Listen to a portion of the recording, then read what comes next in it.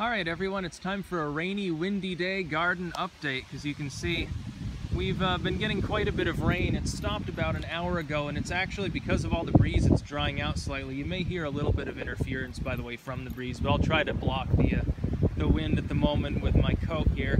You can see the Swiss chard is now getting almost as big as the collards. It's pretty soon it'll be time to pick some of the leaves. I like to let it grow a little longer usually. And as for the beets, those are doing well, along with obviously the star of the show here, one of my favorite vegetables of all. You just sort of cook it with some butter. It's really great. What I'm going to do is when the beets get, golf ball sized or a little smaller, I'll pick every other beet in order to space the rest of them to let them get big. So I'll have some little beets which are sweeter, and boy, oh, they taste so good pickled you wouldn't believe it.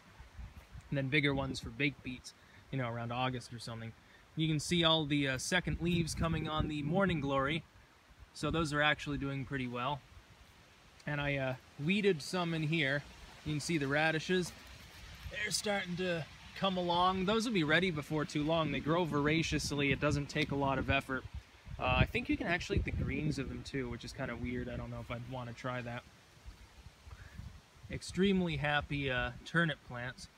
Look at the size of them already, and it's just barely June. I don't want to dig under there too much, but I bet there's a little bit of a bulbing going on. And you can see the peppers aren't quite so happy because it's actually well below average temperatures. But no risk of a frost or anything, but it's, it's going to be around 45 tonight, which is extremely, compared to 2 days ago, when it's like, should I get the AC out because it's like 85 and full humidity. Now it's about 50 degrees right now, windy and dark, and that's Vermont. You can see all the tomatoes now have flowers, including the little husky one, which is actually perked up really well. The discoloration that it had has gone away.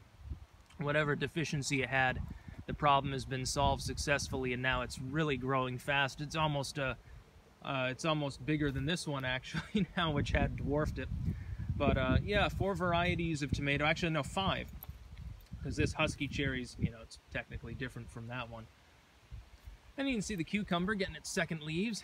Another cucumber there. Here the pumpkins didn't make it. I don't know what happened with them, so I just decided to leave some of those Nicotiana, and there's going to be a little, pile of flowers. Zucchini plants. This one's empty again. Another flower patch, I suppose, for the year. More zucchini plants. And then the spaghetti squash, which is growing really well. I think there's going to be a shit ton of that. I've got to, kill off half of the plants. I think I can leave 2 per. Like, those should be technically far enough apart so that their roots won't really compete. They should both produce because I fertilize properly and everything. So I might try that. And then the corn and beans is growing really well. Now, we're going to get more precipitation and cool weather. Not as cold as today, but, low 60s for the next 2 days. And then after that, it's supposed to be sunny and hot. So that corn at that point is going to shoot right up, and some of it's already almost a foot tall. And this corn here is almost, it's halfway up to my knee already. So onions, this one is so large. This one's the mutant onion, I believe. That's the radioactive one. It's the fallout onion, I suppose. By the way, Bethesda really does need to add onions. Like, you get like a tomato-like plant, and you've got a bunch of, you get like wheat, corn, and shit. Why not have onions? That'd be fun. Or turnips. I've got to weed these through a little bit, thin them out. There are poppies in the middle there. Not too many of them came up, but some of the seed was viable, so there will be a few poppies over here anyway. Corn poppies, that is. I believe it's these ones are the corn poppies. So I'll have a few dozen of them. It'll be interesting to see, because the line that I started, it was years and years ago, it was one of the first plants I cultivated. That was back when my grandfather was helping me garden.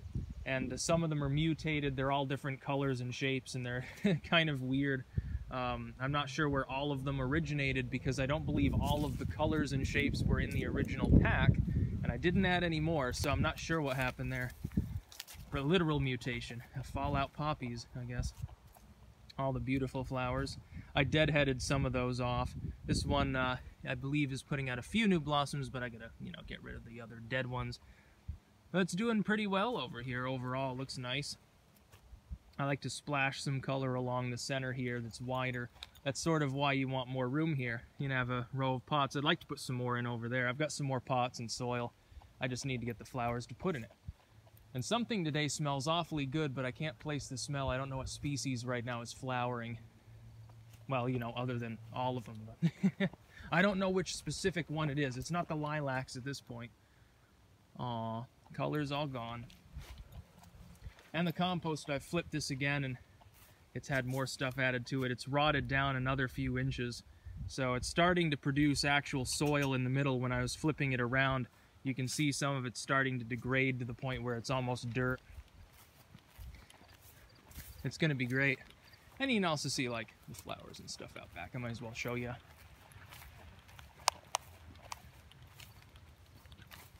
You can see, well, you can see all the berry blossoms back there too. The irises are still blooming profusely. Actually, there's going to be even more of them for the first couple weeks here.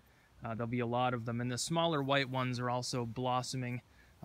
Those ones are getting ready to actually put out flowers. Rhubarb's about ready. Probably another couple days and it'll be picking time. It'll be strawberry rhubarb pie time. Yes, many of you I'm sure are jealous. Sorry about that. And then the melons randomly, or pumpkins or whatever the hell they are. They randomly came up over here. If they're pumpkins, that's actually better because the other ones died. So I'll just, like, you know, have at least 1 or 2 big pumpkin plants. Poppy will be flowering at some point, even though it's literally planted with an iris accidentally. Like the roots were so intertwined, I didn't want to kill it off. And you can see the nice columbines here. Very pretty.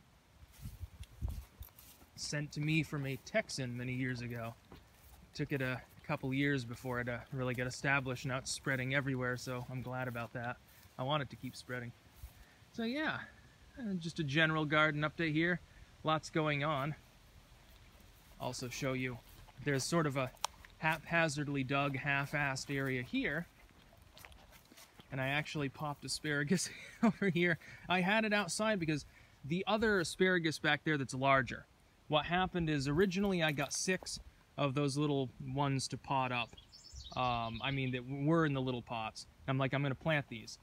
Then I realized that they also had more established root cuttings, and I'm like, well, I'll use those instead. It sounds simpler. And then only a few of them actually came up. So I just decided to replant these, and, you know, they did survive. They're not looking amazing, but they have recovered more or less. And then there are some marigolds and other flowers in here, including some wildflowers. And just random, you know, it's next to the compost, so it's in a nice, happy, healthy area. You can still almost see the layers there with the straw. That's about all. Peace out.